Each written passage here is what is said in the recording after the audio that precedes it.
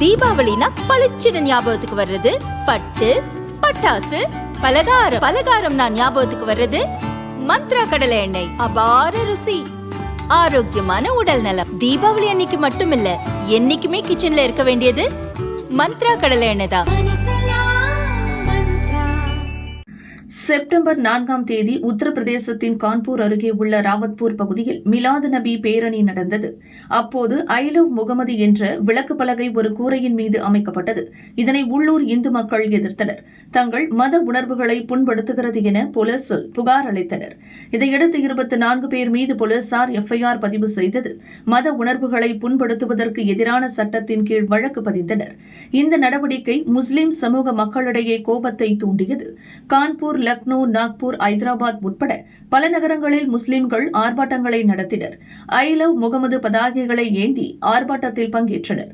இதற்கு போட்டியாக இந்து அமைப்புகள் I love Ram, I love Mahadev, I love Ganesh பதாகைகளுடன் ஆர்ப்பாட்டங்களை நடத்தினர். இதன் விளைவாக உத்தராகண்ட், குஜராத் போன்ற மாநிலங்களிலும் பதற்றம் ஏற்பட்டது. பரேலி மாவட்டத்தில் முஸ்லிம்கள் சார்பில் நடந்த பேரணியில் வன்முறை வெடித்தது. பொது சொத்துக்கள் சேதப்படுத்தப்பட்டன. இது தொடர்பாக உள்ளூர் முஸ்லிம் மதகுரு தவுகீர் ரசா கான், அவரது கூட்டாளி நதீம் உட்பட 40க்கும் மேற்பட்டோர் கைது செய்யப்பட்டனர்.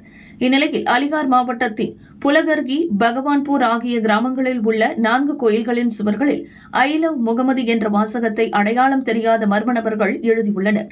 அப்பகுதியில் வசிக்கும் இந்துக்கள் இதற்கு கடும் எதிர்ப்பு தெரிவித்தனர். அங்கு பதற்றமான சூழல் ஏற்பட்டது.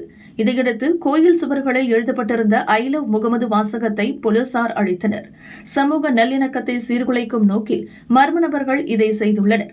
அவர்கள் யாராக இருந்தாலும் கடும் நடவடிக்கை எடுக்கப்படும். இதுகுறித்து வழக்கு பதிந்து விசாரித்து வருகிறோம். புலகர்கி, பகவான்பூர் கிராமங்களில் நிலைமை கட்டுக்குள் இருக்கிறது என அலிகார் மாவட்ட SSP நீரஜ்குமார் ஜடான் கூறினார்.